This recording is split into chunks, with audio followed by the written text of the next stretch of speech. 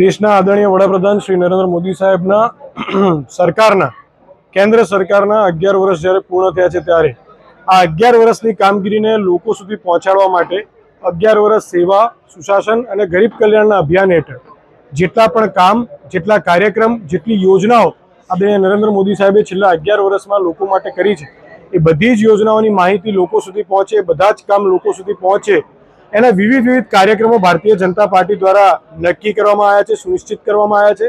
આ કાર્યક્રમોના માધ્યમથી અમે લોકો સુધી એ બધી જ વસ્તુઓ સેવા સુશાસન અને ગરીબ કલ્યાણના બેનર હેઠળ જે કામ થયા છે લોકો સુધી પહોંચે એના માટે એક આયોજનના સ્વરૂપે ખેડા જિલ્લામાં નડિયાદ ખાતે આજે જિલ્લાની બેઠક, જિલ્લાની કાર્યશાળાનું આયોજન કરવામાં આવ્યું હતું।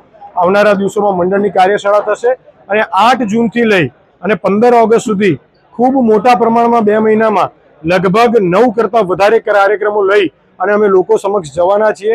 ભારતીય જનતા પાર્ટીનો દરેક કાર્યકર્તા, પ્રત્યેક કાર્યકર્તા, સાંસદથી લઈને બૂથ સુધીનો દરેક કાર્યકર્તા આ કાર્યક્રમોમાં જોડાશે અને લોકસભા સાંસદથી લઈ અને બૂથ સુધી દરેક જગ્યાએ, દરેક સ્તર પર આ કાર્યક્રમ લોકો સુધી પહોંચશે।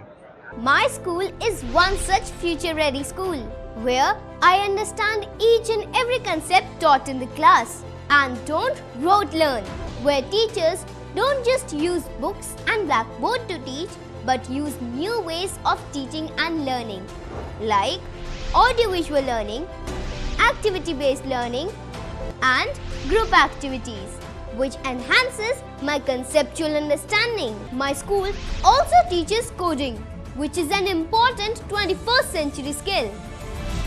Not just that, I get an opportunity to showcase my skill on a national platform.